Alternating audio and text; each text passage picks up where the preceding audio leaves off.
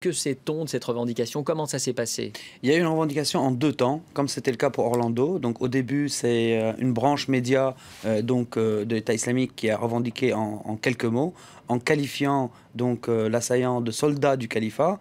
Et il y a quelques minutes, moins d'une heure, il y a eu le bulletin radio de l'État islamique où ils ont encore une fois revendiqué en le qualifiant de soldat du califat. Et ce qui est à noter aussi, c'est que la France est venue à la fin du bulletin de l'EI, alors que en ce qui concerne les États-Unis, c'était en tête de bulletin.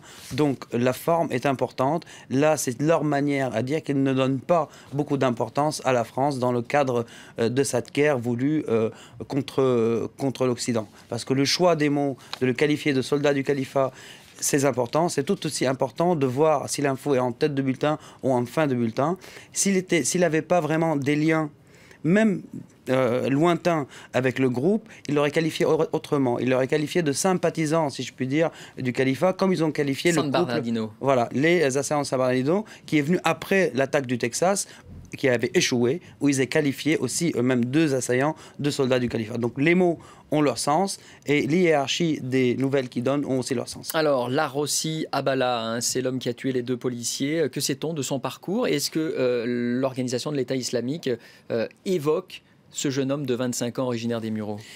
En tout cas, ce qu'on sait, ce qu'on savait déjà, ce que vous avez très bien dit, c'est qu'il était impliqué dans une filière via le Pakistan vers l'Afghanistan en 2011. Il a été incarcéré, il a été libéré parce qu'il avait fait son temps.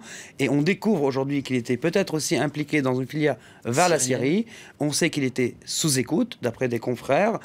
Donc, il était vraiment suivi en tant que potentiel personnage dangereux, fiché S, comme dans tant d'autres. Est-ce que l'État islamique l'a nommé nommément? Je vous ai dit, ils nous ont qualifié de soldats du califat.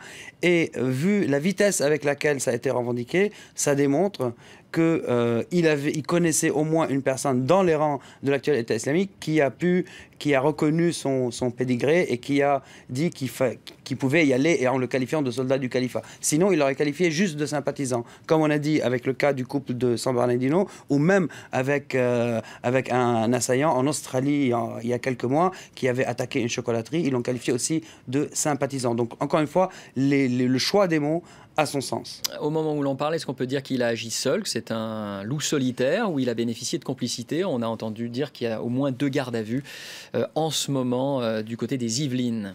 Écoutez, moi je suis pas du tout pour cette théorie de loup solitaire, parce que vu le nombre de loups solitaires, on est plus face à des meutes aujourd'hui. Donc il faut prendre ça en considération et rappeler que dans l'histoire du djihad moderne, il n'y a pas eu de loup solitaire. À chaque fois qu'on creusait un peu, on voyait qu'il y avait des filières, il y avait des soutiens logistiques, il y avait des connexions avec des groupes djihadistes à l'étranger. Les seuls cas de loup solitaire, c'était plutôt des cas de l'extrême droite. Le dernier en exemple, c'était Breivik, par exemple. Donc cette théorie de loup solitaire, c'est fait pour apaiser, pour rassurer, mais dès qu'on creuse un tout petit peu, on voit qu'il y a des ramifications. Alors cette affaire, ce tragique drame survient 2 jours après la tuerie d'Orlando. Ça suscite un commentaire, ça? Ça veut dire quelque chose, revendication là aussi de l'organisation de l'État islamique? Bien sûr, c'est un commentaire, parce que ça vient quelques semaines après l'appel du porte-parole de l'EI Adnani, qui a appelé à faire des attentats en Occident. Il n'a pas nommé la France, mais il a nommé les États-Unis. Et d'ailleurs, dans sa revendication vidéo hier soir, ce Français a dit qu'il répondait favorablement à l'appel d'Adnani. Donc ça aussi à prendre en considération. Adnani a dit il n'y a pas d'innocents en Occident.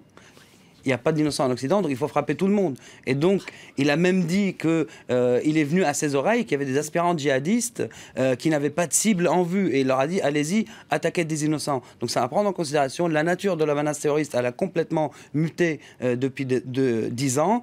C'est une menace interne. Même les terroristes du 13 novembre, certes, pour beaucoup, sont revenus de Syrie et d'Irak, mais ils ont acheté leurs armes ici, ils ont fait leur exposition ici, ils ont eu des complicités locales avant de commettre leurs attentats. Et aujourd'hui, on est face à une menace qui est interne.